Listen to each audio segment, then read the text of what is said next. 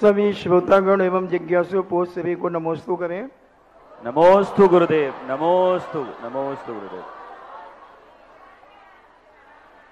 अंशुल जैन महेंद्रगढ़ से पूछते हैं, नमोस्तु महाराज जी, अगर जिनेन्द्र भगवान की कोई प्रतिमा खंडित हो जाती है तो उसका क्या हम लोग अभिषेक करते हैं तो उसका कोई पाप लगता है क्या? खंडित किस रूप में हुई है? मूल अंग खंडित हुआ है या उपांग? प्राचीन मूर्तियों का यदि उपांग खंडित है तो उसकी पूजा यथावत की जा सकती है। जैसे आप लोगों के जीवन में है, थोड़ा उंगली मूली टूट जाती है तो भी अपन जीवित रहते हैं। मूल 8 अंग होते हैं, उन 8 अंगों में यदि खंडित है तो फिर उसका पुनः जीर्णोद्धार होना चाहिए, पुनः प्रतिष्ठा होना चाहिए, तभी पूजनीय है। 8 अंग में कहलाते हैं मस्तक, दोनों भुजाएं, दोनों पैर, पेट, पीठ और उदर, सीना, ये सब चीजें खंडित नहीं होना चाहिए, बाकी सब विचार नहीं। आशा सिंगई पूछती है, नमोस्तु महाराज जी, आपने कई बार प्रवचनों में कहा कि 8 साल के बाद ही बच्चों को अभिषेक आदि कराना चाहिए, मगर हमारे यहाँ लगातार छोटे छोटे बच्चे, 2.5-3 साल के बच्चे, उनके अभिभावक साथ में लेकर अभिषेक करवाते हैं और शांति धारा भी कराते हैं, तो गुरुजी उन्हें कैसे हम समझाएं? ये नहीं होना चाहिए। 8 वर्ष के पहले बालक को कोई भी सम्यक्त क्रिया करने का उल्लेख नहीं। 8 वर्ष पूर्ण होने पर सम्यक्त लाभ नाम की क्रिया होने के बाद ही उसको करना चाहिए। मार्ग यह है, अब आप लोग क्या करते हैं वो आपकी मनमानी है, दोष है, ठीक नहीं।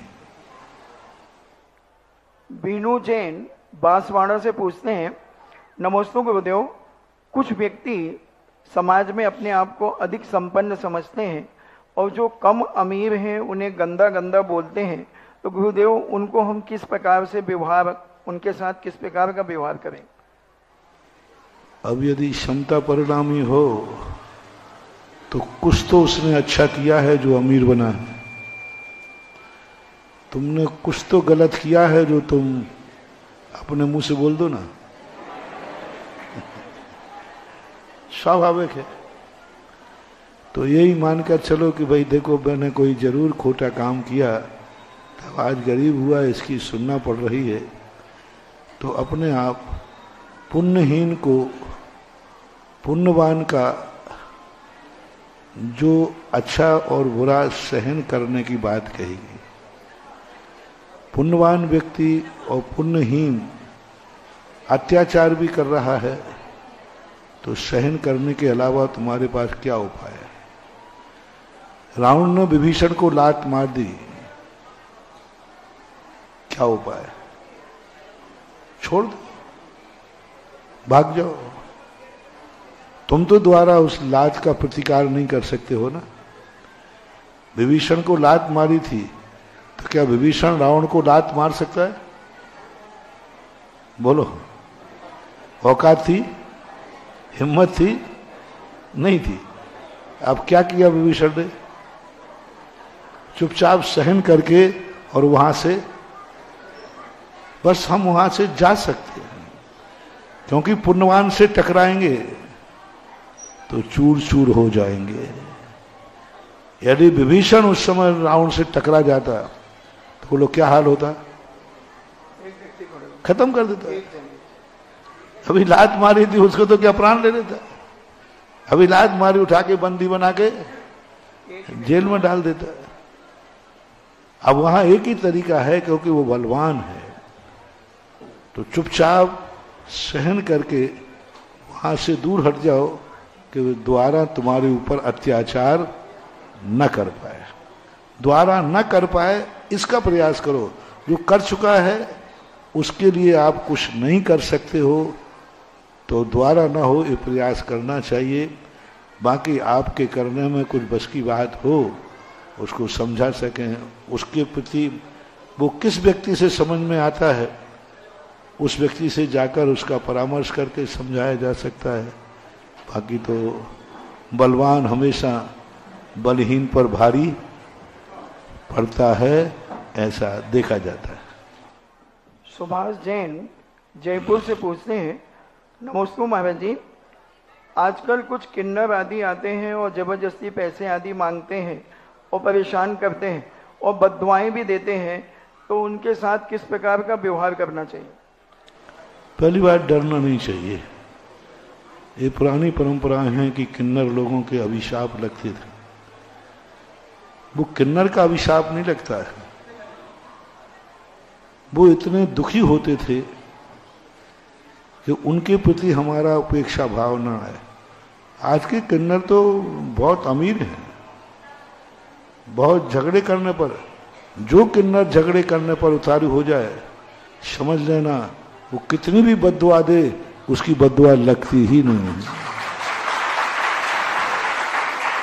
क्योंकि जो किन्नर झगड़ा करने लगा वो किन्नर कहाँ रहा, वो तो गुंडा हो गया, और गुंडों की कभी बद्दुआ लगती नहीं है। वो दीनहीन रहते थे, उपेक्षा होती थी, तो कहा जाता था बेचारा वैसे ही किन्नर है, तो आप लोग उसकी उपेक्षा ना करें, उसको दुख ना दें, क्योंकि दुखी आदमी दुखी होगा तो उसकी बद्दुआ तुम्हें भी दुखी कर देगी। ये रीजन था उसका, लेकिन उसको आज लोगों ने दूसरा रूप ले लिया।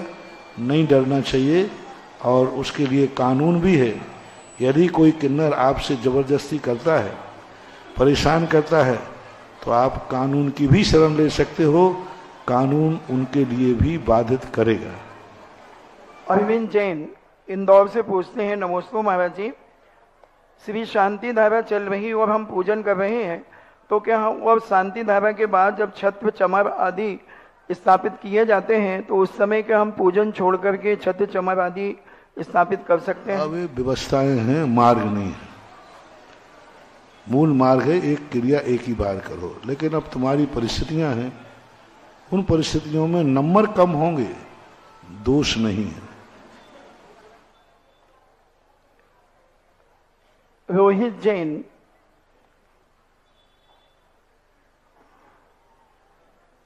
जबलपुर से पूछते हैं, नमस्ते महाराज जी, मेरा प्रश्न है कि यदि कोई अन्य समाज का व्यक्ति प्रतिमा धारण कर मंदिर जी में पूजन अभिषेक शांति धारण करता है, तो क्या उचित है?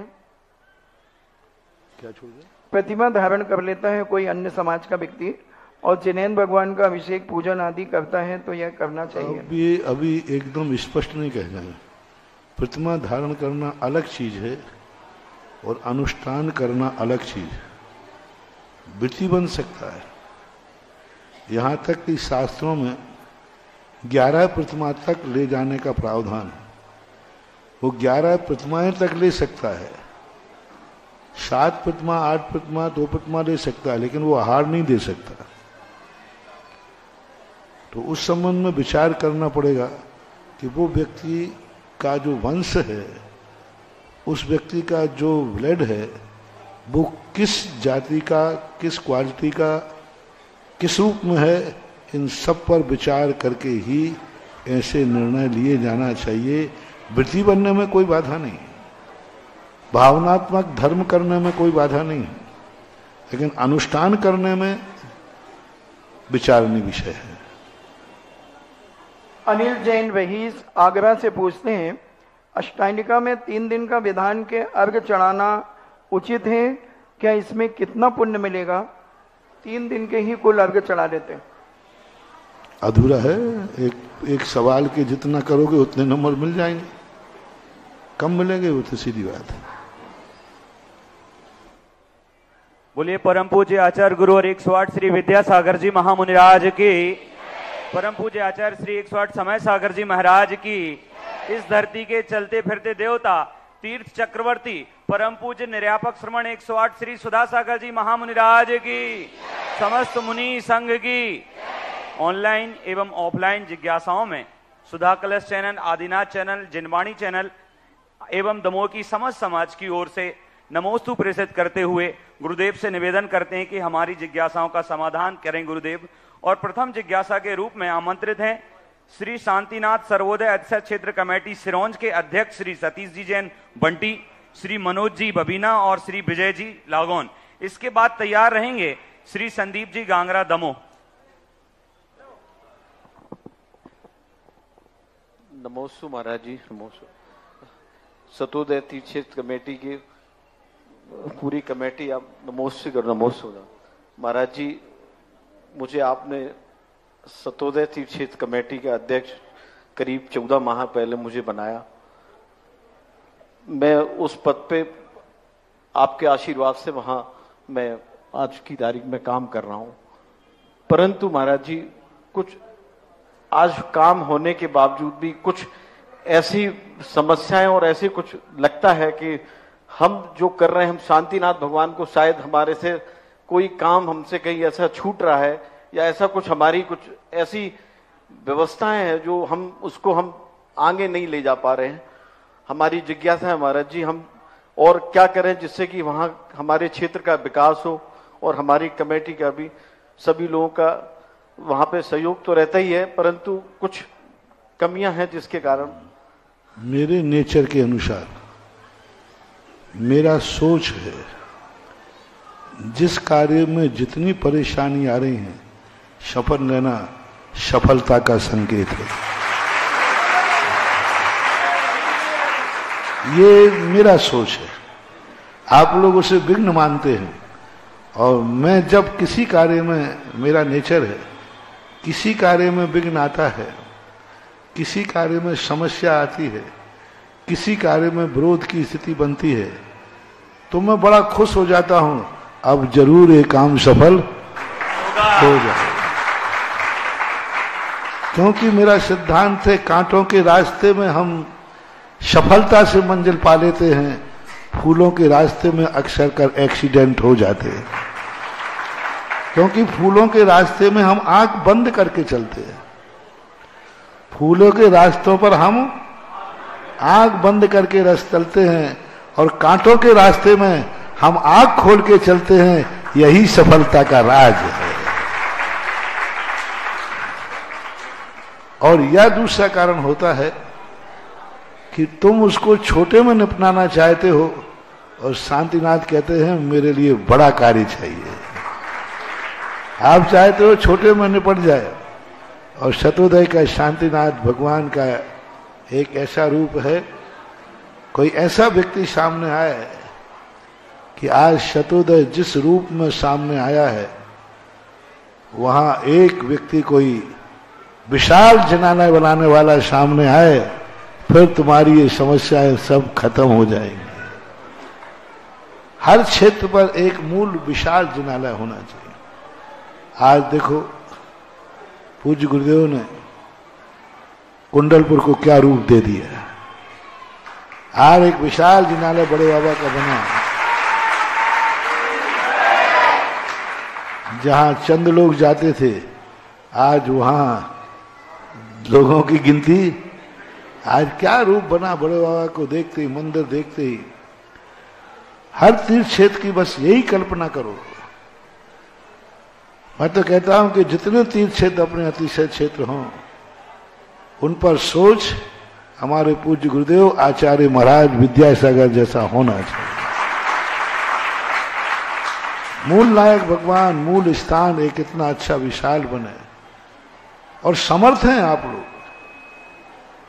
मैं तो कहता हूं जितने तीर्थ क्षेत्र हैं, उन क्षेत्रों के अंदर सराउंडिंग में जितने लोग रहते हैं, उन सब में 10-5 लोग तो ऐसे होते ही हैं जो इस कार्य को पूरा कर सकते हैं।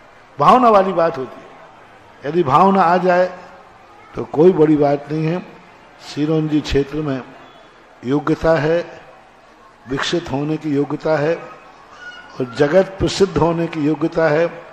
बस भगवान में तो ताकत है, किसी भक्त को नमोस्तु करने की जरूरत है। कोई भक्त आकर नमोस्तु करे कि सिरोंजी के अतिशयकारी भगवान का विशाल मंदिर मेरा परिवार बनाए, ऐसा कोई व्यक्ति आके नमोस्तु करे तो फिर वो क्षेत्र बहुत विकसित होने की संभावना उसमें है। श्री संदीप जी, इसके बाद तैयार रहेंगे बाल ब्रह्मचारी श्री स्वतंत्र भैया। संदीप जी,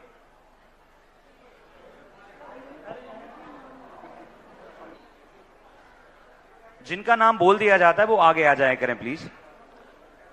आगे नाम है। नमोस्तु गुरुदेव।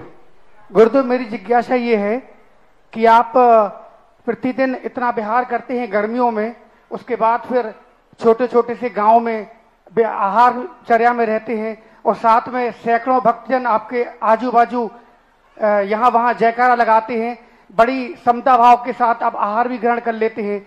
गुरुदेव, मेरी जिज्ञासा ये है कि आप सुबह से शाम तक अपने सारे मूल गुणों का, सारी समितियों का और सारे अपने जितने भी आपके व्रत उपवास हैं सबका बड़ी प्रसन्नता पूर्वक और समता भाव से निर्दोष पालन करते हैं, तो ये कैसे हो पाता है गुरुदेव? और हम लोग ऐसा क्या करें कि हम भी अपने भावों को बड़ी समता पूर्वक रखें? नमोस्तु गुरुदेव। इसमें एक ही बात सोचता हूं कि थोड़ी सी हमें परेशानी होने पर तुम्हारे काम बनता है तो हमारा क्या बिगड़ता है।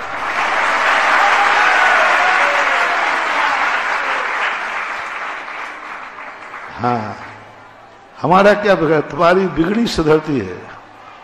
एक बार पूज्य आचार्य महाराज से हम लोगों ने पूछा, जब बहुत छोटे थे तो हम लोगों को बैयावृत्ति की जरूरत नहीं थी, तो हम लोगों ने आचार्य से कहा, महाराज जी हम लोग बैयावृत्ति नहीं कराएंगे। तो आचार्य ने कहा, तुम कराओ या न कराओ, तुम्हारा क्या बिगड़ता है, लेकिन इनकी बिगड़ी सुधरती है। तो आप लोगों की खातिर थोड़ा बहुत कष्ट तो होता है, थोड़ा थोड़ा गुस्सा भी आता है, लेकिन वो यहीं तक आता है, फिर दिमाग में जाते कहता है बाबा जी शांत रहो, इनका जीवन सुधर रहा है, इनका कल्याण हो रहा है, तो आ जाते हैं।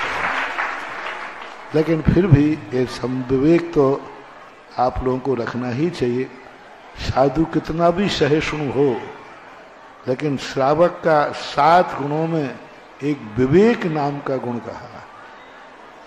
साधु और दाता के संबंध करने में 7 बातों का ध्यान रखना चाहिए, उनमें एक विवेक रखा। विवेक का अर्थ है हम साधु के निमित्त से पुण्य कमा रहे हैं, हम साधु के निमित्त से धर्म लाभ ले रहे हैं, कहीं हमारे लाभ लेने में साधु को कोई परेशानी तो नहीं हो रही है। ये ध्यान श्रावक को रखना ही चाहिए। हाँ, बाल ब्रह्मचारी श्री स्वतंत्र भैया, इसके बाद तैयार रहेंगे रोहित जैन, घाट पे परिया, नेमी नगर। पूज्य महाराज श्री के चरणों में कोटि सह नमोस्तु। आज सकल दिगंबर जैन समाज ने पूज्य महाराज श्री की मंगल आगवानी की और पूरा दिगंबर जैन समाज आज दमोह बहुत ही आनंदित है। इस भावना के साथ हे प्रभु, मेरा यह निवेदन है और यह जिज्ञासा है कि जैसे आज पूरी समाज का मन आनंदित है, ऐसे ही अपने पूरे परिवार को और पूरी समाज को ऐसा कौन सा मार्गदर्शन आप दें ताकि हम अपने घर को, अपने परिवार को, अपनी समाज को संस्कारित कर सकें, चाहे वह शिक्षा के क्षेत्र में हो। हे गुरुदेव, मार्गदर्शन देने की कृपा। जैसे अभी पूर्व प्रश्न हुआ, मैंने जवाब दिया कि व्यक्ति इतना सोच ले कि मुझे थोड़ा सा कष्ट होता है तो कोई बात नहीं, सामने वाले को लाभ बहुत होता है। बस इतना सा सोचने से समाज में, परिवार में समता भाव आ जाएगा और संगठन हो जाएगा। हर व्यक्ति ये सोचता है, निजी स्वार्थ रखता है, मुझे इससे क्या लाभ है।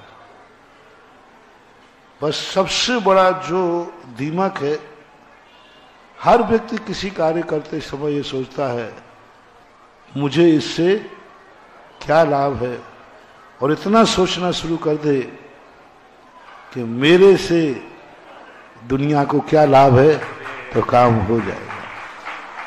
दुनिया से मुझे क्या लाभ है ये तो सोचते ही हो, तुम्हें क्या लाभ है। तुम घर में हो तो तुम सोचते हो कि घर के सदस्य से मुझे लाभ हो। यदि तुम सोचने लग जाओ कि घर में मेरे द्वारा घर को क्या लाभ है, मैं दमोह में रहता हूं तो दमोह समाज को मेरे से क्या लाभ है। मैं कहा करता हूं एक गमले में पौधा लगाया आपने, ये स्वार्थ से कि इससे मुझे लाभ है, अच्छा दिखता है, फूल थोड़ा सा बदल दो, इस पौधे को मेरे से क्या लाभ है, मैं इसको क्या दे सकता हूं। हर व्यक्ति दमोह का एक बात सोच ले, मैं दमोह समाज के लिए मेरा क्या योगदान है, मैं क्या कर सकता हूं। उसमें थोड़ी मुझे हानि भी हो, मुझे भी कष्ट हो, लेकिन मेरे कारण से समाज को लाभ मिलता है तो मेरे अभाग्य हैं। इतना सोचने मात्र से सब कुछ एका हो जाएगा और अच्छा हो जाएगा। श्री रोहित जी, इसके बाद तैयार रहेंगी प्रोफेसर सविता जी। मुनि श्री के चरणों में नमोस्तु नमोस्तु नमोस्तु। मुनि श्री, मेरी यह जिज्ञासा है कि 2022 में आपने जब गुरु वंदना की थी तो जब आप आचार्य श्री के पास पहुंचे थे तो वो दृश्य पूरी दुनिया ने देखा। गुरुजी, इसके पहले जब कैमरे नहीं हुआ करते थे, ऐसा दृश्य कोई आपको याद आता हो बार बार जब आप गुरुजी से मिले थे? वो दृश्य हम लोगों ने स्मरण जो कभी देखा नहीं, तो कुछ गुरुजी बता देते। देखो, संस्मरण जो है प्रसंग पाकर के याद आते हैं। वैसे ऐसे संस्मरण को याद करें तो कोई संस्मरण याद नहीं होते, और इतने संस्मरण हैं कि उन संस्मरण में ढूंढना भी कठिन है कि मैं आज कौन सा सुनाऊं। इसलिए उस समय की स्थितियां हैं, ये जिज्ञासा समाधान है, संस्मरण समाधान नहीं है। रिंकू, प्रोफेसर सविता जी, इसके बाद तैयार रहेंगे संजय जैन दमोह। हेलो, बोलिए। जिनागम का सूर्य कहे जाने वाले, बुंदेलखंड के शेर कहे जाने वाले, श्रावक संस्कार शिविर के अनुशासित और व्यवस्थित बनाए रखने वाले और श्रमण संस्कृति संस्थान के उत्थान नायक मुनि पुंगा सुधा सागर महाराज जी की जय। महाराज जी, मेरी जिज्ञासा है कि जिस प्रकार से हिंदू संप्रदाय का मुख्य ग्रंथ गीता है, इसी प्रकार मुसलमान संप्रदाय का मुख्य ग्रंथ कुरान है, या सिख संप्रदाय का मुख्य ग्रंथ गुरु ग्रंथ साहिब है, तो हमारे जैन संप्रदाय का मुख्य ग्रंथ क्या कहा जाना चाहिए? बच्चों को हम क्या बताएं? जब किसी व्यक्ति का विषय एक हो तो उस पर किताब लिखी जा सकती है, एक किताब बनाई जा सकती है। जब किसी व्यक्ति संपूर्ण ब्रह्मांड पर लिख रहा हो तो ब्रह्मांड की हर कहानी अलग अलग होती है, हर स्थितियां अलग अलग होती हैं, इसलिए उस पर एक ग्रंथ नहीं अनेक ग्रंथ लिखे जाते हैं। चूंकि एक एक ग्रंथ वहां बन जाते हैं जहां अद्वैतवाद होता है, मात्र एक प्रभु के ऊपर लिखना है, एको ब्रह्मा द्वितीयो नास्ति, जो कुछ भी है सब भगवान की माया है, जो कुछ भी है सब भगवान इसका कर्ता, संरक्षक, संहारक है। वहां एक व्यक्ति का टारगेट है, उस पर सब कुछ लिखना है, सब कुछ केंद्रित होना है। लेकिन जैन दर्शन तो वस्तु स्वभाव का है।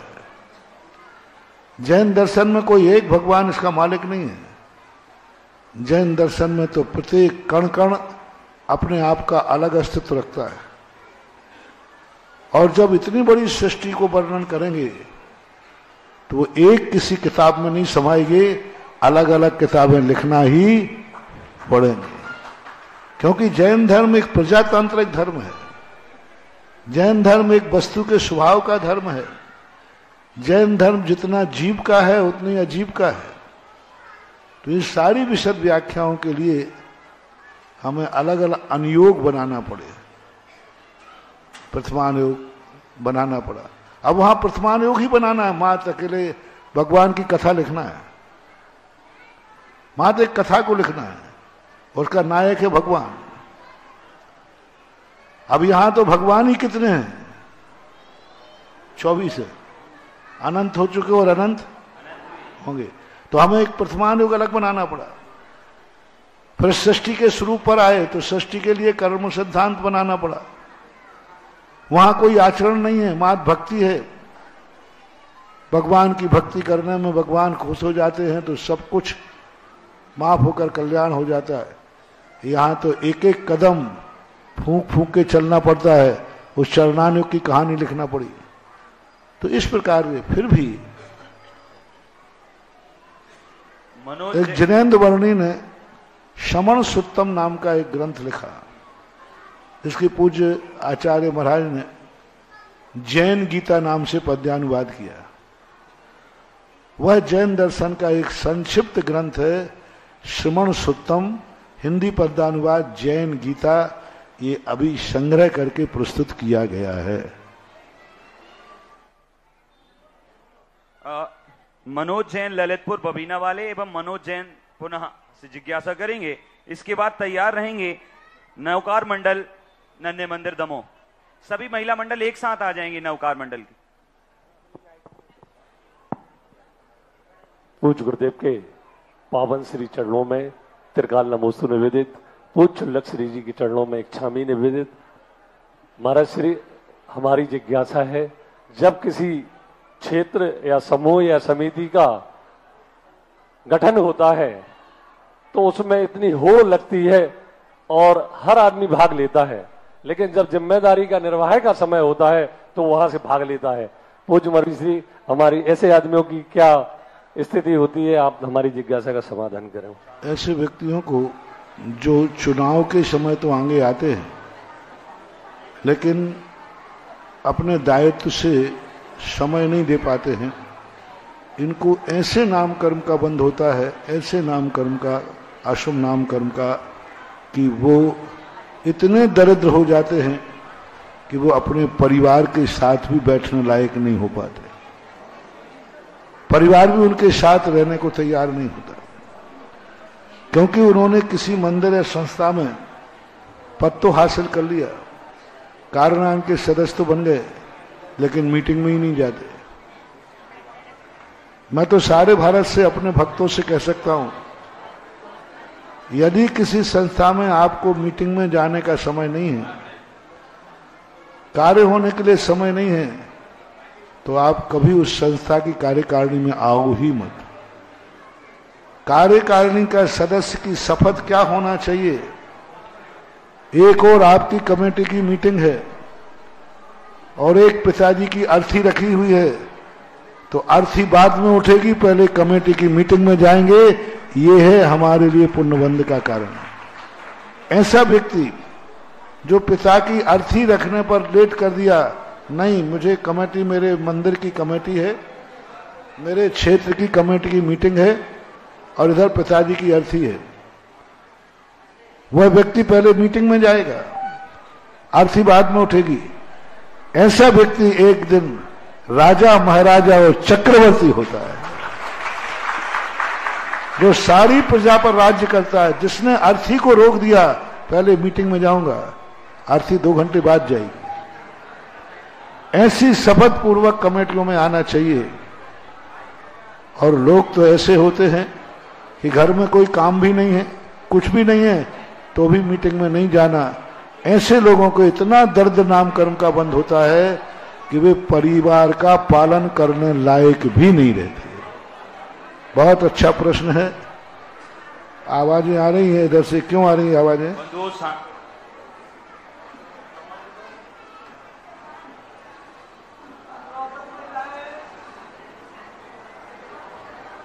आप थोड़ा सावधानी से बैठे। आप कल्पना करें लाइव चल रहा है, मैं दमोह में नहीं बैठा हूं, इस समय दमोह की आवाज सारे विश्व सुन रहा है। और आपके 1 मिनट गड़बड़ करने से सारे विश्व को कितना नुकसान होता है। और वो वहां बैठे तुम्हें बददुआ देंगे, किसने बिगड़ डाला। अब 1 मिनट चूक गया ना सारे विश्व का तुम्हारे टोकने पर। तो ये बहुत अच्छा सारे विश्व के लिए जो उदाहरण है। कमेटियों में जिनको टाइम नहीं है, वे आज ही सोने के पहले इस्तीफा भेज देवे।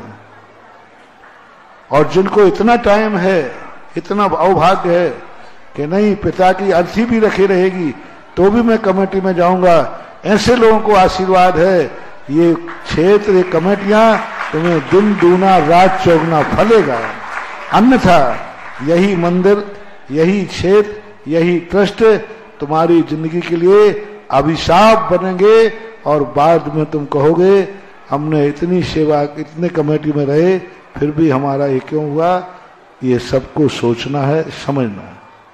अगली जिज्ञासा के लिए नवकार मंडल, इसके बाद तैयार रहेंगे श्री दिगंबर जैन पंचायत के नेतृत्व में स्वयं सेवक समिति के समस्त सदस्य। मुनिषी को त्रिबार नमोस्तु नमोस्तु नमोस्तु। महाराज जी, आत्मा का स्वरूप क्या है और इसका उत्थान और कल्याण कैसे संभव है? आत्मा का स्वरूप है ज्ञायक स्वभाव। हर वस्तु को जानो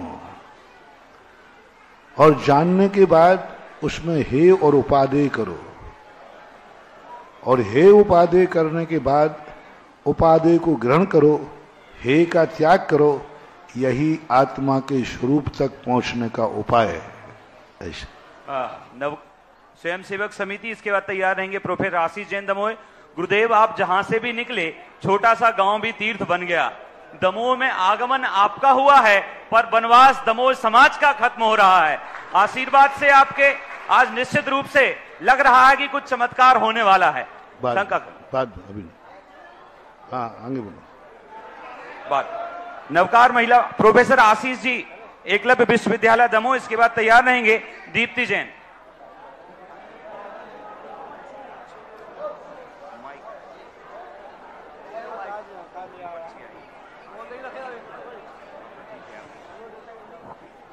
आशीष जी, बमोरी आदि जो भी हैं आ जाएं। इसके बाद तैयार रहेंगे दीप्ति जी, अरविंद जी जैन दमोह। नमोस्तु गुरुदेव। मेरा एक प्रश्न ये है कि वर्तमान में जो चक्रवर्ती विवाह की परंपरा है, इस परंपरा का सुदृढ़ उदाहरण और कुछ प्रमाण और उस विषय में पाणिग्रहण संस्कार की जो पद्धति है, उस पद्धति को विशेष स्पष्टतया सकल समाज को निर्देशित करें। हे स्वामी जी, नमोस्तु नमोस्तु नमोस्तु। विवाह पद्धति तो अनादिकाल से चलती आई, लेकिन सबसे पहले पूज्यवर जिनसेन स्वामी ने महापुराण के अंतर्गत सम्यक दृष्टि के लिए, जैनी के लिए, कोई भी कार्य करने के, अनुष्ठान करने के लिए जिनेन्द्र भगवान की साक्षी कही है। विवाह करना एक सांसारिक कार्य हो सकता है, लेकिन सम्यक दृष्टि सांसारिक कार्य में भी कमल के समान अपने को कीचड़ से मुक्त कर सकता है। संसार कीचड़ है, लेकिन सम्यक दृष्टि उस कीचड़ की परवाह नहीं करता, उस कीचड़ में भी अपनी जिंदगी को कमल खिला देता है।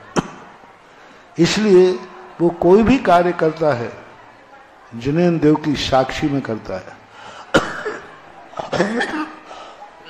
भरत चक्रवर्ती जब युद्ध को जाने लगा, 9 दिन तक जिनेन्द्र देव की साक्षी में उसने उपवास करके और भगवान से अनुमति मांगी युद्ध की।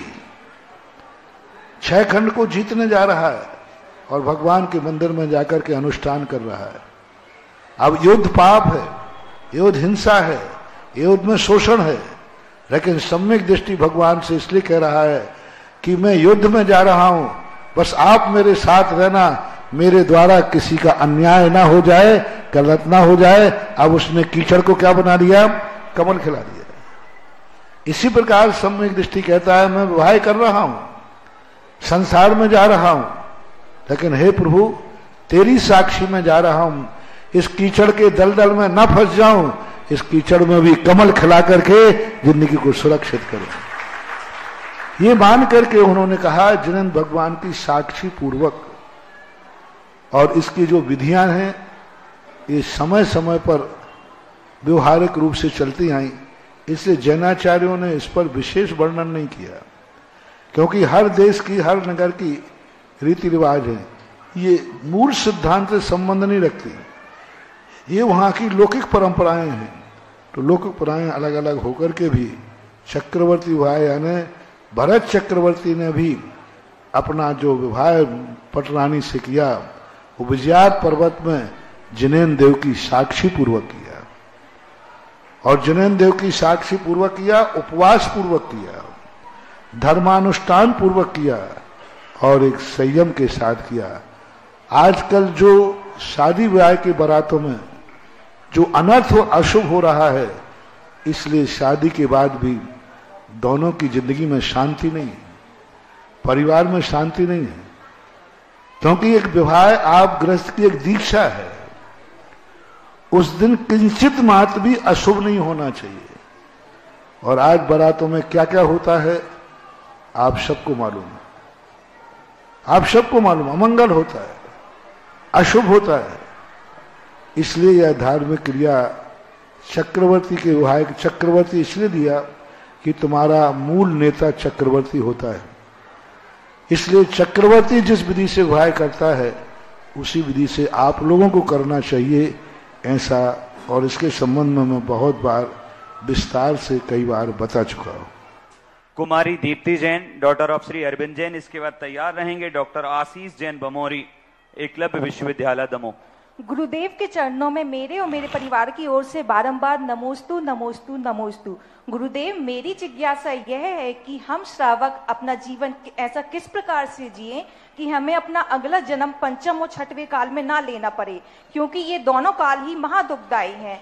तो हमें अपने जीवन में कौन सा पुरुषार्थ करना चाहिए? कृपया मेरी जिज्ञासा का समाधान। जैनाचार्यों ने आपको षड आवश्यक दिए हैं, 6 धर्म कार्य नहीं, आवश्यक, एसेंशियल क्वेश्चन।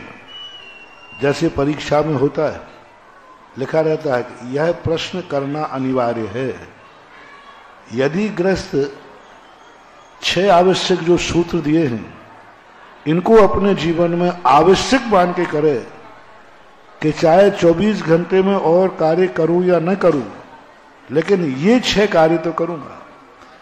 देव पूजा, गुरुपास्ति, स्वाध्याय, संयम, तपः, दानम चेति ग्रस्थानाम, षट कर्माणि दिने दिने।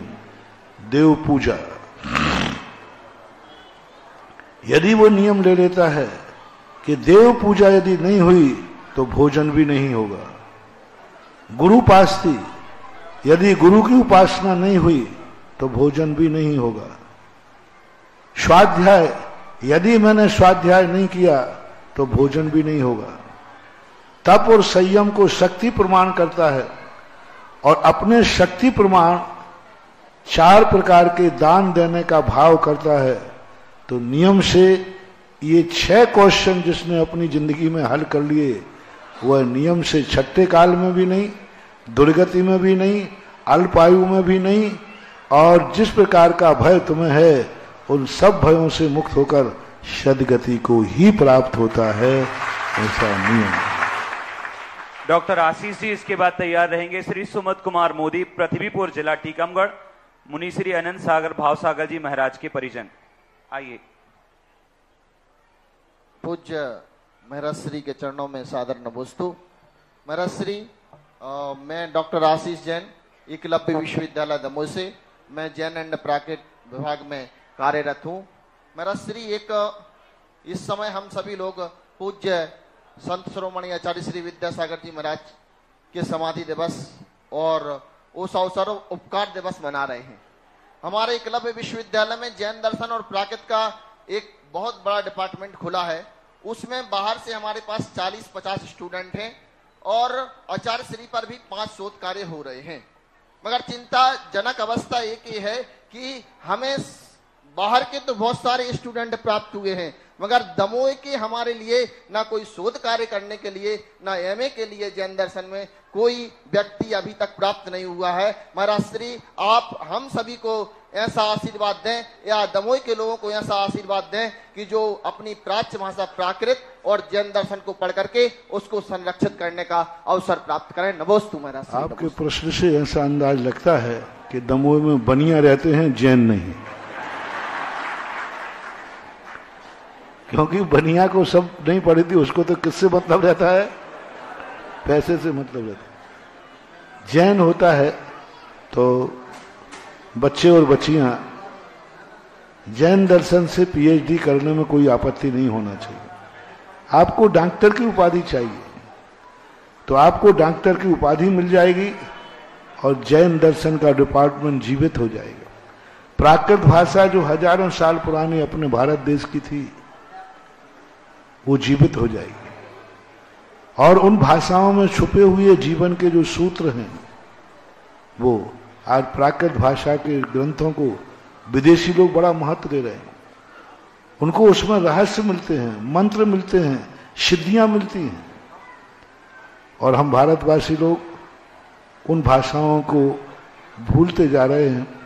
तो हमें अपनी प्राचीन भाषाओं को जीवित रखने का सबसे बढ़िया है आपका भी काम हो जाए और वो भाषा भी जीवित हो जाए, करना चाहिए। उसके बाद तैयार रहेंगी श्रीमती असिता जी, सुधा क्लस महिला मंडल, पलंदी मंदिर। गुरुदेव, आपका जब छतरपुर से बिहार हो रहा था तो छोटे छोटे गांव वहां पर आए और गांवों को भी आपने तीर्थ बना दिया, पवित्र कर दिया। आज वहां के मंदिरों में जगह नहीं है, इतनी अभिषेक की लाइन लग चुकी है। आपके हाथों से मिला गंधोदक निश्चित रूप से हमारे दुर्भाग्य को फोड़कर भाग्य जमा रहा है और यही अवसर दमोह को भी मिलने जा रहा है। जिज्ञासा करें। नमोस्तु महाराज जी, नमोस्तु। इच्छा महाराज जी, महाराज जी अनंत सागर और भाव सागर की नमोस्तु महाराज जी। आज उन्होंने बोली भाषा से। महाराज जी हमारा एक प्रश्न ये है कि हम महाराज जी के पास में मोहनगढ़ है, मोहनगढ़ में आज सवेरे अभिषेक हो रहा था। अभिषेक के बाद जब शांति धारा होने के लिए तैयार हुए तो उस पर से पांडुक सलाबे से मूर्ति आपकी आप टेबल पर गिर गई बिना किसी हिला करे। तो उसके लिए समाज वालों ने पूछा कि महाराज इसके लिए हम क्या करें। टेबल पर ही गिरी कि जमीन पर गिर गई? टेबल पर। टेबल पर गिरी तो कोई बात नहीं, एक शांति विधान करके शांति धारा कर लेना। श्रीमती असिता जी, पलंदी मंदिर महिला मंडल। इसके बाद तैयार रहेंगे भविष्य गोदा, शांगानेर से। महाराज श्री के चरणों में तेबा नमोस्तु नमोस्तु नमोस्तु। शुल्लक जी के चरणों में इक्षामी इक्षामी इक्षामी। महाराज श्री हमारी जिज्ञासा यह है कि जैसे समाज में अगर धर्म के क्षेत्र में कोई आगे बढ़ रहा है, मुनि सेवा में या किसी चीज में आगे बढ़ रहा, आगे बढ़कर व्यवस्था कर रहा है, तो कई लोग बद्दुआएं देते हैं, बुरा भला कहते हैं। तो इसका क्या उसके परिवार में या उसके जीवन में असर होता है और अगर असर होता है तो उसको हटाने का उपाय क्या है? यदि सच्चे मन से, निस्वार्थ भाव से यदि वो सेवा कर रहा है तो संसार की कोई बद्दुआ उसका कुछ भी नहीं बिगाड़ सकती। जो बद्दुआ दे रहा है उसी का बिगाड़ हो सकता है, लेकिन सच्चे अच्छे कार्य करने वाले को कोई डरने की जरूरत नहीं। सत्य को कभी आंच की जरूरत नहीं होती, सत्य कभी जलता नहीं है, सत्य कभी बद्दुआओं से प्रभावित नहीं होता। कितनी भी विरोध की शक्तियां सामने आ जाए, बस अपने पास सत्य होना चाहिए, सच्ची लगन होना चाहिए, सच्ची सेवा का भाव होना चाहिए, फिर दुनिया की बद्दुआओं से डरने की कोई जरूरत नहीं है। ऐसा श्री संस्कार जैन बनगांव। इसके बाद तैयार रहेंगे श्री विकल्प जी दमोह।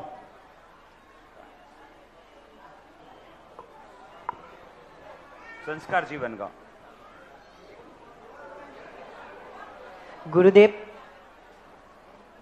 गुरुदेव के चरणों में बारंबार नमोस्तु। सभी चुल्लक जी के चरणों में बारंबार इच्छाकार। गुरुदेव जीव कांड के स्वाध्याय में आया कि यदि कोई श्रावक अपने गुरु की बात मानता है तो वह सम्यक दृष्टि है, परंतु उसको कोई आगम के प्रमाण बता के दे और उसकी बात गलत साबित कर दे और वह अपना पूर्वाग्रह ना छोड़े तो वह मिथ्या दृष्टि है। परंतु गुरुदेव आज के समय में माँ जिनवाणी से ज्यादा लोग गुरु की बात सही साबित करने में लगे हैं, यह कहाँ तक उचित है? गुरु की बात को देखो, दो बातें हैं। पहली बात तो पूज्यवर नेमीचंद महाराज ने गोमर सार के अंदर ये बात लिखी है कि यदि हमारे लिए गुरु ने भी कोई बात बताई है और बाद में जाकर के वह बात गलत सिद्ध हुई तो गुरु व्यामोह के कारण वह उसको सही मानता रहेगा तो मिथ्या दृष्टि हो जाएगी, और उस समय वो तुरंत निर्णय करेगा, पता नहीं गुरु ने किस अपेक्षा से कहा होगा, गुरु को गलत सिद्ध नहीं करेगा, गुरु ने किस अपेक्षा से कहा होगा वो गुरु की बात गुरु जाने।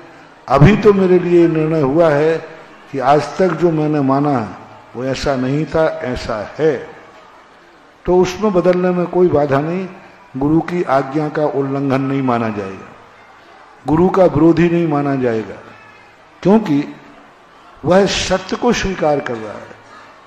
मैंने एक बार कहा था, गुरु जो कहते हैं वह सत्य है या मिथ्या दृष्टि है, भगवान जो कहते हैं यह सत्य है या मिथ्या दृष्टि है, शास्त्रों में जो लिखा है वह सत्य है या मिथ्या दृष्टि है।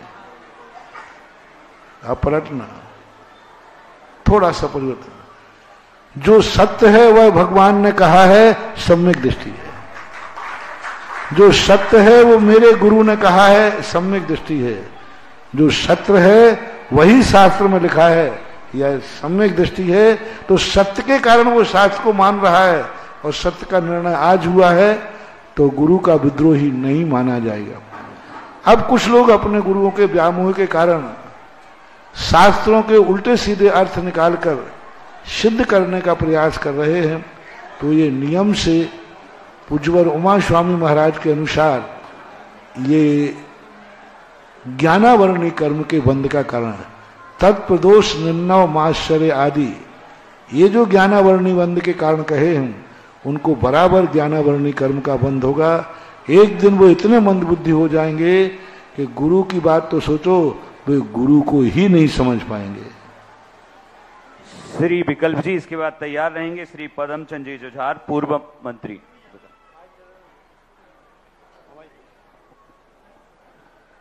पूज्य मुनिवर के चरणों में त्रैवार नमोस्तु नमोस्तु नमोस्तु। त्रय क्षुल्लक श्री के चरणों में त्रैवार इच्छामी इच्छामी इच्छामी। बड़े बाबा की कृपा से एवं पूज्य गुरुवरों की कृपा से जैन समाज उत्तरोत्तर विकास कर रहा है। गुरुवर भव्य पाषाण मंदिरों का निर्माण कार्य हो रहा है, अच्छी बात है, परंतु आज समाज की शीर्षस्थ संस्थाएं और उनके मुख्य पदाधिकारी गण, जिनका कार्य नीति निर्धारण करना, साथ में सारे समाज में सामंजस्य एवं समन्वय का कार्य करना भी है।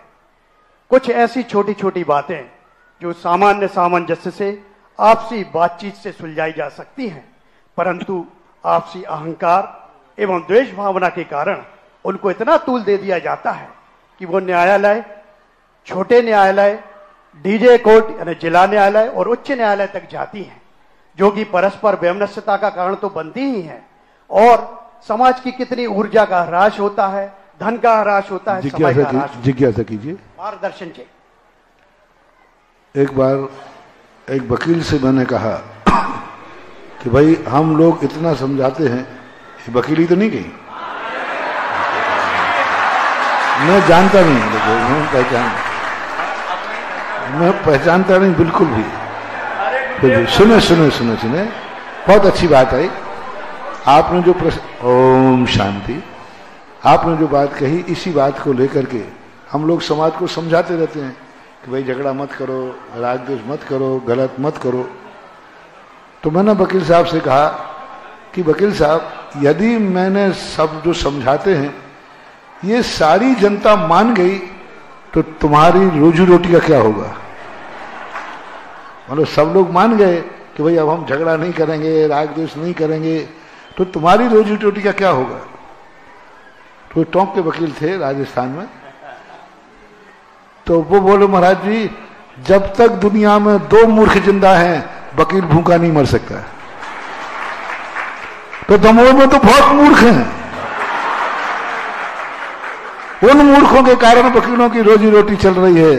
सुनो रे मूर्खों, वकीलों की रोजी रोटी चलाने के लिए गुरु तुम्हें मूर्ख कह रहा है, आज से क्यों ना तुम ज्ञानी बन जाओ, वकीलों की वकील जाने।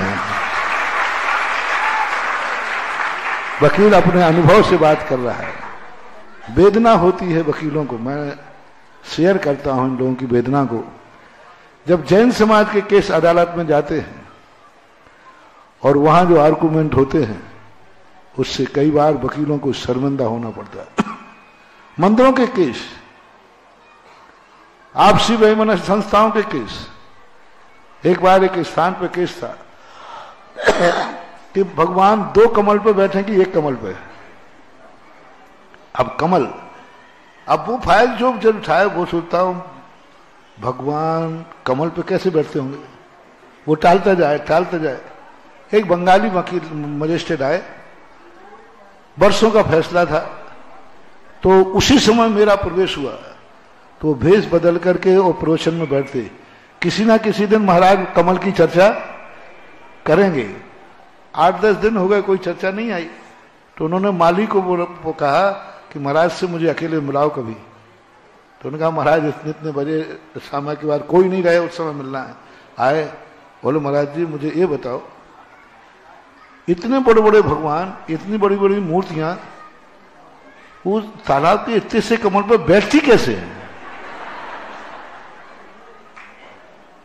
तो कैसे बैठती हूं महाराज, ये चमत्कार है, अतिशय है, वो कमल कुचलता नहीं। हमने कहा चलो अपन मंदिर में चलते। वकील साहब को ले गए और मजिस्ट्रेट को ले गए। उनके देखो एक कमल, बोले ये तो मार्बल का है, ये मार्बल का है। तो महाराज इस पर कमल ही क्यों कहते हो? तो जोड़ना चाहिए मार्बल का कमल। क्या उस मजिस्ट्रेट ने फटकारा कि अरे जैन मूर्ख हो, तुम उस मजिस्ट्रेटों से निर्णय चाहते हो जिसको यही पता नहीं है कमल क्या चीज है और भगवान क्या चीज है। और तुम्हारे गुरु महाराज तो सब जानते हैं। हमारे जैन समाज का पहले नियम था कि जैन समाज सारी दुनिया के लोगों के निर्णय करती थी और जैनी खुद बैठ लेते थे। अंत में कोई बात होती थी तो गुरु के पास दोनों पक्ष जाते थे, अपनी बात रखते थे और गुरु के आदेश के बाद वो सुप्रीम कोर्ट का आदेश होता था। सुप्रीम कोर्ट का जैसे आदेश हो जाता ना, अब उसमें बट परंतु तू नहीं चलता, टेक टू ऑर्डर। ऐसे ही गुरु के मुख से जो निकल गया वह समाज मान लेती थी, ये गरिमा थी। आजकल तो भगवान मालिक है। आपकी वेदना बिल्कुल जायज है। व्यक्तिगत कसाय और स्वार्थों के कारण से मंदिर, परिवार, घर की छोटी छोटी बातें अदालतों में पहुंच रही हैं। ये हमारा दुर्भाग्य है और दुर्भाग्य को सबको विचार करना चाहिए। गुरुदेव, हमारे लिए आप ही हाई कोर्ट हैं और आप ही सुप्रीम कोर्ट हैं। हमने देखा है छतरपुर से बिहार करते हुए ऐसे कई परिवारों के केसेस थे जो हाई कोर्ट में भी नहीं निपट रहे थे, पर 10 मिनट के लिए गुरुदेव के दर्शन किए, उनके पास आए और हाई कोर्ट में जाना ही बंद हो गया और दोनों भाई मिलकर रहने लगे। ये प्रवाह है गुरुदेव आशीर्वाद के आपका। मित्रों, काश काश काश ये अतिशय दमोह में हो जाए। होगा गुरुदेव, होगा। क्योंकि यहाँ की अदालत की मजिस्ट्रेट गिरी भी मैंने करके देखी है पहले, अब शायद कुछ हो जाए। गुरुदेव, आप हमेशा कहते हैं कि अतिशय भक्ति से जागता, और निश्चित रूप से दमोह जैन समाज की भक्ति ऐसी है वो आपको देखने मिलेगी। कल से, आज से ही देखने मिलेगी गुरुदेव। श्री पदम चंद जी जुझार इसके बाद तैयार रहेंगे। नन्हे मंदिर कमेटी के समस्त पदाधिकारीगण एक साथ जिज्ञासा करेंगे। नमोस्तु गुरुदेव। एक शंका बहुत दिनों से दिमाग में है कि जैन धर्म बहुत ही पुनीत और सूक्ष्म धर्म है। इसको 24 तीर्थंकरों ने इसको प्रसारित किया है, जबकि मुस्लिम धर्म और ईसाई धर्म जिनके सिर्फ एक आराध्य हैं, कोई ग्रंथ भी एक ही एक है, उनके हमसे 30,000 गुना मानने वाले हैं। तो ऐसा क्या कारण है कि जैन धर्म पीछे हो गया 24 तीर्थंकरों के होते हुए भी? लगता है आप जब हम पहले आए थे आप अध्यक्ष थे। पिछली बार जब आए थे जी गुरु जी, इन्हीं के उसमें कई पंचायतें हुई थी। ये भी उसमें वादी थे। मूल कारण बनता है जैन दर्शन की आचार संहिता। सारे दर्शनों के पास विचार हैं, आचार नहीं। और जैन दर्शन विचारों से ज्यादा आचार पर महत्व देता है, इसलिए इसकी संख्या सीमित है। हर दर्शन विचारों पर खड़ा है और विचारों को फैलाने में कोई जड़ की जरूरत नहीं। विचार अमर वेल की समय फैल सकते हैं। जैसे अपन ने कह दिया सबको अच्छे से रहना चाहिए, सबको समन्वय से रहना चाहिए, सबको राग द्वेष नहीं करना चाहिए, ये विचार है। ये क्या है? विचार। अब इसको आचरण में लाओ कि राग द्वेष नहीं करूंगा। अब देखना, आवाज नहीं करें भाई, सुने। हमने उपदेश दिया, आपने उपदेश दिया, राग द्वेष करना ठीक नहीं है। इसमें सबकी सहमति है कि नहीं? क्रोध किसी को नहीं करना चाहिए, सबकी सहमति है कि नहीं? ये विचार है। अब सब लोग नियम लो, आज से क्रोध नहीं करेंगे। तो महाराज जी ऐसा थोड़ी होता है। अब ये हो गया आचार। तो सारे दर्शन विचारों पर टिके हुए हैं और जैन दर्शन आचार पर टिका हुआ है, इसलिए राग द्वेष क्रोध नहीं करना चाहिए, ये सबकी सहमति है। मैं नहीं करूंगा, इसमें कितने लोगों की सहमति हो पाएगी? इसलिए जैन दर्शन आचार की कसौटी पर कसा डालता है। और आचार की कसौटी जहां आती है वहां संख्या अपने आप सीमित हो जाती है। ये मूल कारण है। नन्हे मंदिर की कमेटी इसके बाद तैयार रहेंगे। श्री दिगंबर जैन पंचायत एवं उनके समस्त युवागण। पूज्य मुनीश्री जी के चरणों में त्रैवार नमोस्तु निवेदित करता हूँ। पूज्य क्षुल्लक जी के चरणों में त्रैवार नमोस्तु। पूज्य मुनीश्री, मेरा प्रश्न ये है कि जो मंत्र हैं, मंत्रों का हमारे जीवन में बहुत प्रभाव पड़ता है। जो मंत्र हैं, अलग अलग मंत्र हैं, क्या उनका हमारे जीवन में अलग अलग प्रभाव है? कृपया हमारी शंका का समाधान करें। मंत्र जो होता है वह किसी के रूप का नहीं होता, वह जपने वाले के अभिप्राय पर आश्रित होता है। मंत्र जो है वो एक सामने वाले के अभिप्राय को देख करके बनाए जाते हैं। जब किसी अभिप्राय को देख के बनाया जाता है तो हमें नए मंत्र का निर्माण करना पड़ता है। और जब हमें सार्वजनिक रूप से बनाना पड़ता है, किसी के अभिप्राय को ध्यान नहीं रखना, उसमें एक मंत्र ही काफी है। कोई भी मंत्र जप लो, कोई भी, सारे मंत्र एक समान ही होते हैं। नमोकार मंत्र है, सारे मंत्रों की शक्तियां हैं, सार्वजनिक है। लेकिन जब तुमने कहा कि नहीं हमें पर्टिकुलर चाहिए, इस फलानी कार्य की सिद्धि के लिए चाहिए, अब अपरानी कार्य की सिद्धि के लिए हमें उसी नमोकार मंत्र में से वह शक्ति को निकाल करके देना पड़ेगा जो मात्र उसी में काम आएगी, अन्य में काम नहीं आएगी। इसलिए नाना प्रकार के मंत्र क्यों बने कि हर व्यक्ति के मन में एक भाव आता है, मुझे पर्टिकुलर समस्या है, इस समस्या का समाधान चाहिए। जैसे भक्तांबर है, भक्तांबर सर्वव्यापक है, हर संकट की चर्चा की हो उसने, तो भक्तांबर पढ़ लीजिए। नहीं महाराज, भक्तांबर से मतलब नहीं, हमारे लिए मतलब है कि हमारे लिए बीमारी है, और किसी से मतलब नहीं। तो फिर कहा जाएगा अब 45वें नंबर का काव्य पढ़ लीजिए, उद्भूत भीषण जलोदर। अब हमें भक्तांबर को खंडित करना पड़ा। क्यों करना पड़ा? क्योंकि आपका उद्देश्य मात्र पर्टिकुलर है। तो ये मंत्रों का जो विभाजन होता है, जो जपने वाला होता है, वो जब अपनी दृष्टि निश्चित कर लेता है, हमें तो इस संबंध में सफलता चाहिए, अन्य से मतलब नहीं है। तो फिर मंत्रों को भेद प्रभेद होते जाते हैं। बाकी तो सभी मंत्र अपने आप में अनंत शक्ति के भंडार होते हैं। नमस्तु मेरा श्री जी, मुनिश्री के चरणों में कोटि कोटि नमस्तु, क्षुल्लक जी के चरणों में कोटि कोटि क्षामी। हे स्वामी जी, मंदिर की वेदी में जो शांति धारा होती है और मंदिर के आसामी ही शांति धारा करते हैं, लेकिन आपके मुखारविंद से कल जो यहाँ पे शांति धारा होनी है, उसका समस्त समाज पर क्या असर पड़ेगा और कैसा क्या होगा? मैं इस समाधान करूं।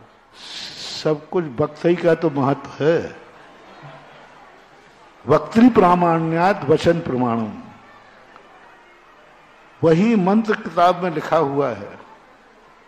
आप पढ़े लिखे हैं, आप क्यों पंचकर्मा महाराज को बुलाते हो? तुम तो पढ़े लिखे हो, पढ़ लो और पढ़कर फू। अब वही मंत्र आप पढ़ोगे तो मूर्ति प्रतिष्ठित नहीं होगी, और वही मंत्र मुनि महाराज के मुख से निकल जाए तो पाषाण भी भगवान बन जाता है। वक्ता का फर्क पड़ता है, किस मुख से निकला है वो। वही भक्तांबर तुम हजारों बार पढ़ लेते हो, वही भक्तांबर पूज्यवर मानतुंग आचार्य महाराज ने एक बार पढ़ा था। भक्तांबर दूसरा था कि वही था? वही था। पढ़ने वाले के मंत्र वही है, अलग अलग लोग जपते हैं, जपने वाले का फर्क होता है, मंत्र में कोई फर्क नहीं होता। इसलिए एक बार रामटेक में जब गया, जब यहीं से गया था, तो उस समय शांति धारा की बोली लगी। तो शांति धारा की बोली 11,000 से आगे बढ़ी नहीं रही थी। तो वहां के कमेटी वाले आए, बोले महाराज जी शांति धारा विशेष कुछ करते हैं। तो मेरे महाराज जी आप कुछ करो ना, शांति धारा की बोली बढ़ जाए। तो मैंने कहा कोई जादू टोना है जो बढ़ा दें? कि नहीं आप बढ़वा दीजिए। कैसे? तो हम कहे एक तरीका है, ये शांति धारा यदि आचार्य श्री पढ़ दें तो फिर देखो मजा क्या होता है।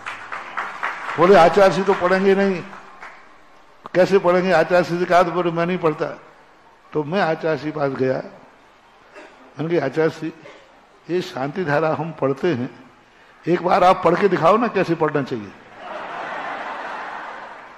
गलत है कि सही है। तो पहले तो आचार्य ने मना किया, फिर मैंने कहा देखिए महाराज एक बार आपके मुख से सुनना है।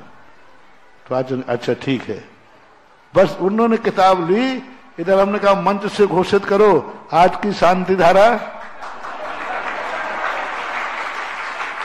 11,000 की बोली बढ़कर के सीधे 10 लाख रुपए पर पहुंची, सीधी एकदम। अब बोलो शांति धारा वही थी कि नहीं? कौन बदल गया? बोलने वाला बदल गया।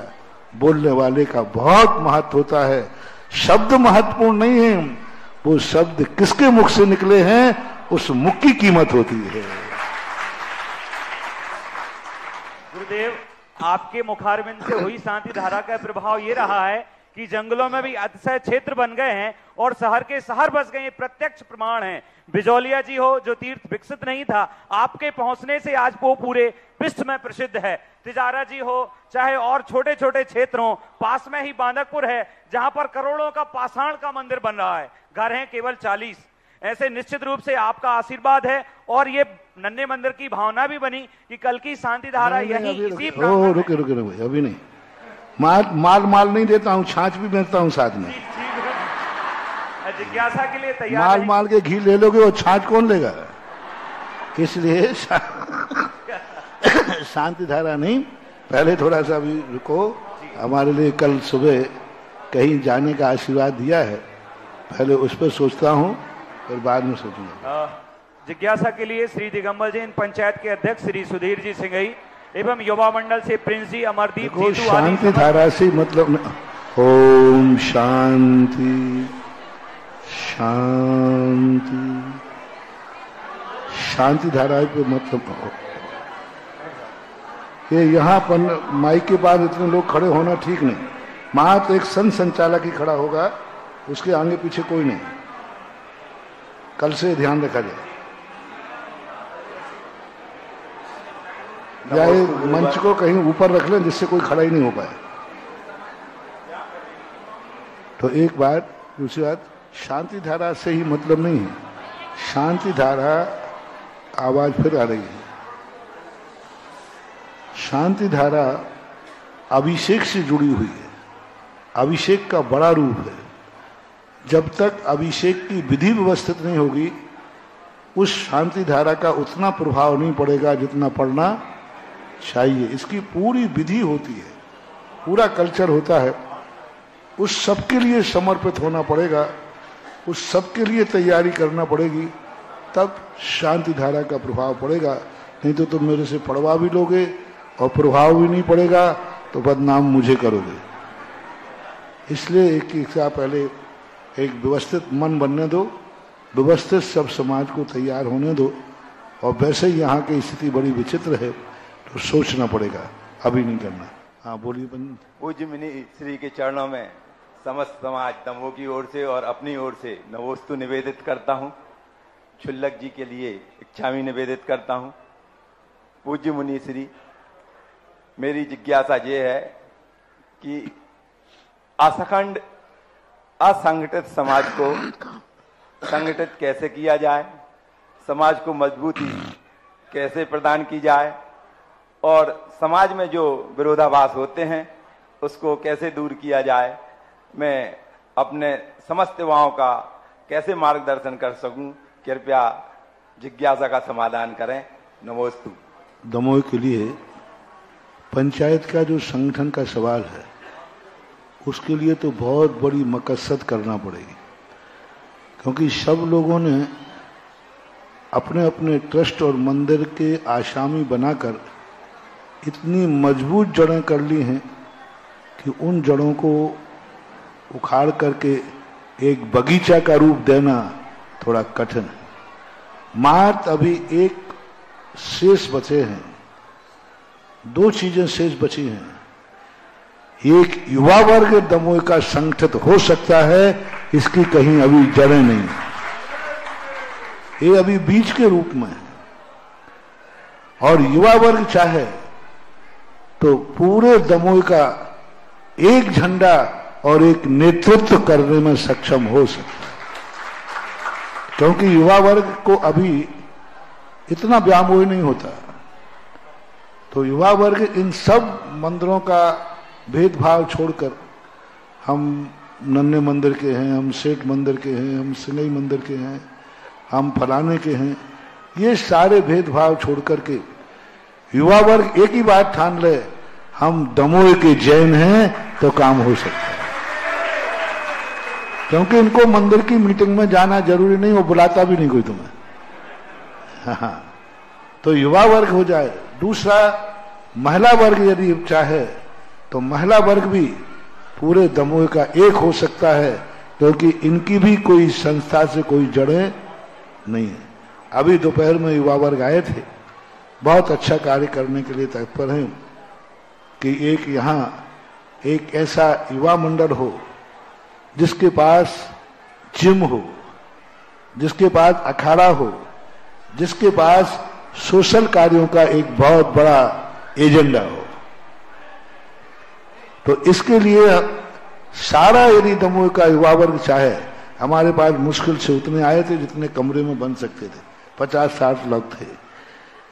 क्या समाज के बूढ़े लोग चाहते हैं कि युवा संगठित हो? बड़े लोगों से पूछ रहा हूं, वृद्ध लोगों से पूछा, तुम्हें तो संगठित नहीं करूंगा, तुम तो सूखी लकड़ी हो। यदि मैं तुम्हें झुकाऊंगा तो टूट करके मेरे माथे और पड़ोगे।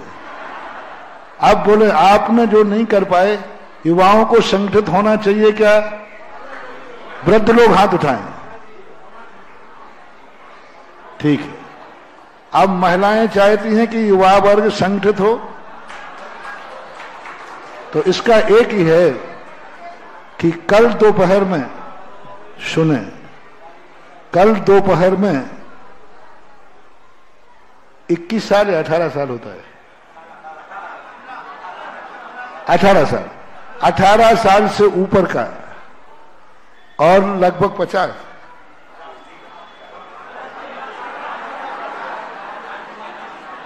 ले लेते हैं, सामने कोई बात नहीं, कल 36 हो जाएगी। 18 से लेकर 50 साल का हर व्यक्ति 2 बजे इसी मंदिर में उपस्थित रहे। ज्यादा टाइम लेना नहीं। देखो, टाइम साधु को इंतजार नहीं करना, साधु आए तुरंत काम साध लो। तुम कहोगे तो कल यदि सारे वावर सब महिलाओं को अपने 18 से 50 वर्ष के बच्चे को दोपहर में यहां भेजना है, सब बुजुर्गों को कल दुकान पर बैठना है और सबके बच्चे मंदिर में रहेंगे, बूढ़ा कोई मंदिर में नहीं आए। सब कहां रहेंगे? सब दुकानों पे तुम लोग बैठना और बच्चों को मंदिर में भेजना। कल इसकी पॉलिसी तय करेंगे, सब लोग बैठ करके 1-1.5 घंटे का समय लगेगा। बहुत अच्छी पॉलिसी, बहुत अच्छे सिस्टम अपन बनाएंगे और दमोह का एक संगठन बहुत अच्छी तैयारी से शुरू करेंगे। उसका कितना विस्तार रूप होगा, कितना कार्य क्षेत्र होगा, ये कल आपके उत्साह पर आश्रित होगा, कल आपकी उमंग पर आश्रित होगा। कल आप में कितनी उमंग है, यहाँ के लोगों में कितनी युवाओं में उमंग है, कल आपकी जनसंख्या देखकर मैं पता कर लूंगा।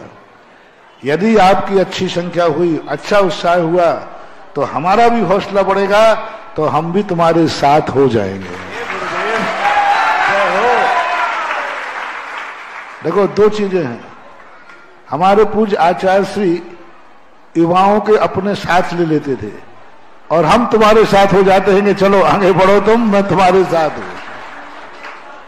तो कल सारे युवा वर्ग यदि इकट्ठे हो जाएं, फिर यहाँ बैठ करके अपन एक अच्छी नई पॉलिसी बनाएं और जो भावना व्यक्त की है वह भावना का एक शुरुआत की जाए, एक संगठन का आगाज किया जाए। ठीक है? कल कितने बजे? 2 बजे का टाइम रखा है। सबको, युवाओं को, कोई भी युवा 18 से 50 साल के बीच में घर नहीं रहेगा, ऐसा गुरुदेव ने आशीष दिया है, निर्देशन दिया है। 2 बजे, 1:45 बजे आप कॉल करके अपने घर के पुरुषों से बोलेंगे जाइए, सारी जिम्मेदारी हम संभाल लेंगे, तो निश्चित रूप से आपको चमत्कार देखने मिलने वाला है। आइए चलते हैं आरती की ओर। गुरुदेव के साक्षात गुरुदेव विराजे हैं। तो बोल रहे हैं गुरुवर नमोस्तु। गुरुवर, समाज एवं राष्ट्र हित के लिए युवा पीढ़ी की क्या भूमिका होना चाहिए एवं युवा संगठित रहे, अनुशासित रहे, इसमें समाज की क्या भूमिका होनी चाहिए शिक्षा एवं स्वास्थ्य के लिए? समाज को सबसे बड़ा यही है कि अपने आप सामाजिक पक्षों को छोड़ करके और युवाओं को अपने, क्योंकि वृद्धों के पक्ष हो सकते हैं, जवानों का कोई पक्ष नहीं होता। यदि पक्षों को छोड़ करके हम कुछ समाज में करने की उमंग बनाएं तो ये कार्य हो सकता है। और वृद्ध लोगों को भी, युवाओं को आगे करना चाहिए, क्योंकि आगे चलने वाली पीढ़ी उनके बाद उन्हीं को संभालना है। निश्चित रूप से गुरुदेव तीर्थ चक्रवर्ती वंदनीय गुरुदेव साक्षात विराजे हैं और जिनके अतिशय और चमत्कार देखने मिले हैं। आगरा हो, चाहे बड़ी बड़ी समाजें हों, मंदिर छोटे पड़ गए, जहां भी गुरुदेव गए हैं वहां के मंदिर निश्चित रूप से छोटे पड़े हैं और यही चमत्कार दमोह को देखने मिलने वाला है। गुरुदेव की आरती के लिए, ऐसे चमत्कारी संत की आरती के लिए बंधु कौन महानुभाव अपनी भावना प्रदर्शित करना चाहता है? 21,121 गुरुदेव की आरती करने के लिए मित्रों। और जिज्ञासा समाधान के पश्चात 105 छुल्लक श्री गंभीर सागर जी महाराज के प्रवचन भी होंगे, तो सभी विराजेंगे। गुरुदेव की आरती करने के लिए 21,121 1, 21,121 2 बंधुओं साक्षात पंच परमेष्ठी विराजे हैं। इस धरती के चलते फिरते देवता हैं, इस धरती के भगवान हैं, जिनके आशीर्वाद से मिला गंधोदक चमत्कारी हो जाता है, जिनके आशीर्वाद और मुखारविंद की शांति धारा से गंधोदक में वो अतिशय प्रकट होता है कि उस घर के दुर्भाग्य दूर हो जाते हैं, भाग्य खुल जाते हैं। ऐसी गुरुदेव की आरती करने के लिए 21,121 1, 21,121 2, 21,121 2.5 और ये 21,121, हाँ 21,121 रुपया 3। और यह सौभाग्य मिला है डॉक्टर प्रदीप जैन, श्रीमती प्रियंका जैन एवं साथ ही श्री विनय जी जैन, पीयूष जी जैन, समस्त परिवार वाले। हेलो विद्यासागर की